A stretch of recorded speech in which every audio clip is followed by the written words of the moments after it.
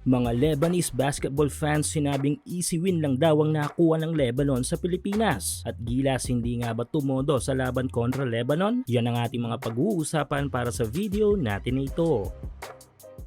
So kagabi nga'y nadali ang ating national team sa second Doha Cup kung saan ay nabigyan ng mantsa ang ating standing this pocket tournament dahil tinalo nga tayo ng national team ng Lebanon sa final score na 75-54. Yes, medyo masakit ang pagkatalo ito dahil nga isang Lebanon sa mga bansa ngayon sa Asia na mahigpit nating kalaban sa stage of international basketball. Kaya naman hanggang sa ngayon ay mahirap pa rin itong matanggap at kung iisipin ay hindi pa lumarong ilang mga key players o main man ng Lebanon tulad na lamang ni Wael Arakji, though hindi pa naman tapos ang tournament dahil kung sakali ay may tsansa pa na magkaharap pa tayo ng Lebanon sa finals. Anyway, sa pagkatalong ito ay dito natin makikita na aware din talaga ang mga Lebanese basketball fans sa rivals na meron tayo at ang kanilang national basketball team. Dahil sa panalong ito ay hindi lang basta nag-celebrate ang mga Lebanese fans kundi nang asar pa. Well, likas talaga na mapangasar ang mga Lebanese kapag nakakatamo ng panalo sa larangan ng sports. Sino ba naman ang makakalimot sa gestures ng player nila na si Wael Arakji kontra sa Gilas noon? Sa mismong post ng Qatar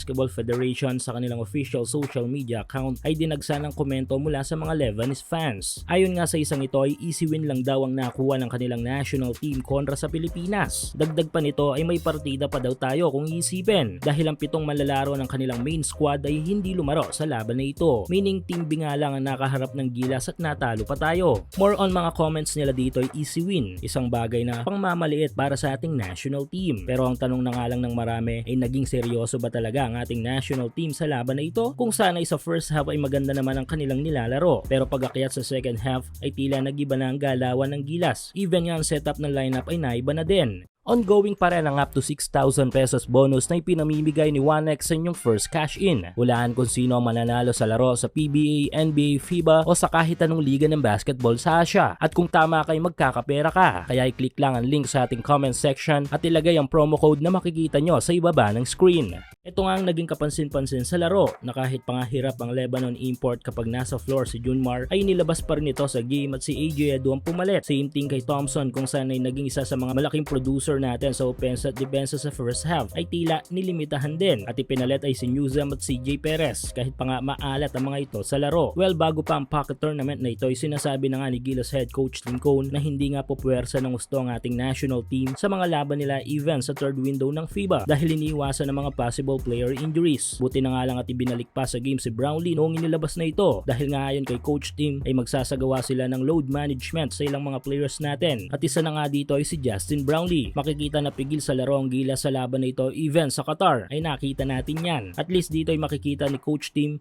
kung ano-ano ang mga adjustment natin sa Asia Cup Championship na main goal ngayon ng ating national team. Pero tignan natin sa pag-usad ng tournament kapag natalo natin ang national team ng Egypt bukas ay may malaking tsansa na muli nating maka-rematch ang Lebanon sa pocket tournament na ito dahil baka nakakalimutan nga ng mga Lebanese basketball fans na pareho pa lang ang ating standing this tournament na 1-1 win-loss record.